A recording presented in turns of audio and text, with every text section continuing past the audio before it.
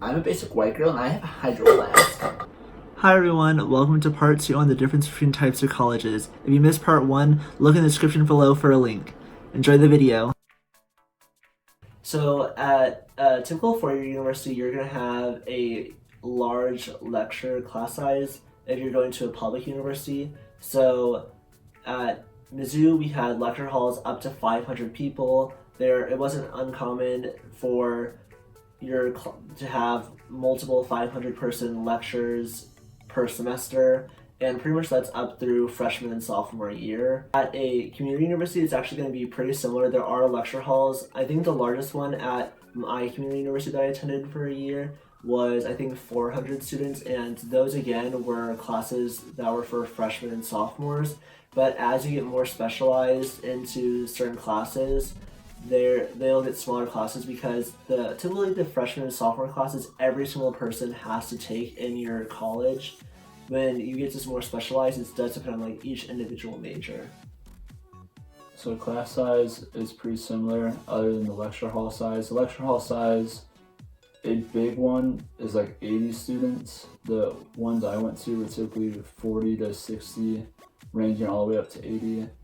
And then the same, all the other classes, those are like the main ones, like history lecture, your basic core 4 lectures. But when you get into like more specialized like accounting classes, which I took a lot of, you get into the 20 student, 15 student size classes. Internship and hands-on opportunities. I had an internship at a community college that's called VITA, and what we did was we volunteered to file people's taxes for free and get experience that way. And it was pretty much preparation. So if we were like CPA accountants filing people's taxes, we learned how to do it. And so we spent like 2 months until March learning how to do it, and then March to the end, April 15th when the deadline ends, filing people's taxes and getting hands-on experience, learning how these people who file with us were typically pretty low income, how these people were living off it, and it made it really easy and manageable due to they didn't have all these strings and exemptions to pull usually, so we gotta learn how to file people's taxes that way. That was my internship. So internships are a requirement for the School of Business at my Go Away University, and it was also a requirement for my commuter school. So I ended up doing my internship also as a study abroad in Marseille, France. And so I worked at a marketing company, and I just kind of like helped them with social media, and I helped them like translate stuff from French to English. So both a Go Away University and a community university have a lot of resources on campus to help you find internships. I would say that at the Go Away University, Columbia specifically, since it is a college town, a lot of opportunities are set up for college students. So, for example, like the Columbia Public Schools offers a lot of opportunities for student teaching. A lot of the businesses downtown have like a lot of internship opportunities for students, and that's like I think a typical thing at most college towns because they know that there's a huge population of people who are looking for internships, so there are a lot of internships available in college towns. Commuter school, like the University of Missouri St. Louis, typically I think it's a little bit harder to find an internship site within the area because the St. Louis is like a metropolitan area versus a college town. They're looking for more of like professional labor versus like internship labor. So at the University of Missouri, the campus facilities tend to be a little bit better because, you know, the alumni got the ka-ching, and they support the university a lot. It tends to be a thing where a lot of people end up donating to. So the facilities tend to be a little bit better than the commuter school because typically there's not like that school pride, and a lot of people don't end up like donating back to the school as much as a like 4-year Go Away University. Campus facilities at a community college, there's a reason your tuition is so cheap, because the rest of your tuition and the professors' salaries are paid by the taxpayer. And as most people know, if it's paid by the taxpayer, it's going to be pretty bad. Academic support resources. I'll just come out and say this right now. The most underappreciated thing in all college is professor office hours. Go to them. That's how you get successful in college. So, Yeah, at community college, they also have professor office hours. I have never been to them. And that's the tea. But at the University of Missouri and UMSL, there were academic support areas, and you go there and you can get help in specific subjects. And they'll usually have like a list of courses that they're able to help you with. So usually it's like your freshman and sophomore level courses, you can always find a way to get help. Career services at St. Louis Community College, they don't have the same career services that a four-year university might have, because your time after you're done at the community college, you're typically not ready to go into your career just yet. You're still getting that schooling you're probably transferring to a four-year university, so you're not quite ready for that career just yet. So at both of the universities I attended, both of them have a career services office. Some of them have it might have a specialized one within their college, but there's also career fairs for every college that is out there. So there's a business college career fair, a arts and science college career fair, a CAFNR, which is the College of Agriculture, Food and Natural Resources career fair. They have career fairs anytime they can because they want to help you find a job. Job placement rates at St. Louis Community College. Once again, it's typically people are working there because they're still living at home for the most part.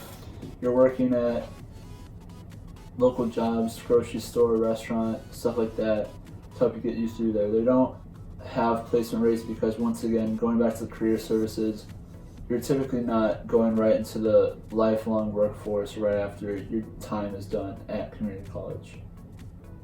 So job placement rates at a university, both of them they have those career services to help you find a job, and internships to help you get the experience that you need to find a job. So the career placement rates tends to be pretty high for most of them. I think for both schools it's around like over 90% find a job within like 3 months. So that's a big plus for going into university because you want to be able to find a job that fits the major that you just attended a college for. So why wouldn't you want that? Pride at St. Louis Community College, you usually, like a community school, go there, attend your classes, and go home. You don't have a lot of on-school bonding. You don't do a lot of that. So you don't really build the family that so many people say they build at schools. I transferred from a community school to a four-year school partially because of the school pride. I didn't feel like it was a typical college experience that I wanted.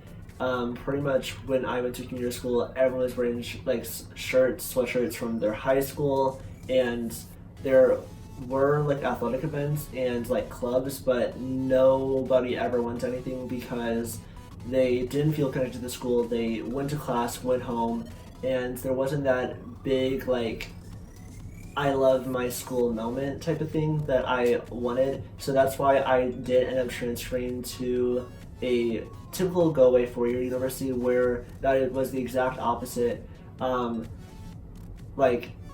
People love it there. There's this like community and everyone is wearing Mizzou shirts all the time. The community loves the school loves the community. Everyone just like instantly when you see someone who went to the University of Missouri, you're like MIZ. Next we have athletics at St. Louis Community College. We have pretty limited athletics. We have a baseball team, softball team, male and female soccer, and male and female basketball. And that is all we have. And yeah, they're pretty competitive competing against other local community colleges, but we have a few national championships, but the athletics at most community colleges are pretty limited, and also are not, for at least the one I attended, are pretty limited, attended by students and mostly attended by the parents of the athletes. So at a community school, at the community school I went to, it's a D2 athletic program for the NCAA. There aren't really a whole lot of like students attending the athletic events. A lot of times, like I've been to one or two, but they weren't like huge things that people wanted to go to, or like a lot of times people didn't even know that they were happening, and so it's not like as big of a thing. But at the Go Away 4-year school I went to, athletics was like huge. Everyone knew when the football games were, especially when there's like our football field holds like 60,000 people. So people are coming from across the state to come watch our school play against other teams. So athletics are huge. People, you can like just tell on campus when athletic events are happening because how many people come onto the campus. So there are like, when there are basketball games, there are people who are on campus that are usually not there. When there are volleyball games, there's additional people, and even like sports that you might consider like not high attendance things, people are still coming to. Like for example, like our wrestling team got like 2,500 people to come watch our wrestling team. So that's like people just love our school and they just like love to support our athletics because that's a huge part of our school's identity. Hey everyone, thank you for watching part 2 of our differences between colleges video. Make sure to like, comment, and subscribe below and find the link to our Patreon. Thanks, bye. Latin high five. Latin high five. And I'm going to blink twice to let you know I am in danger.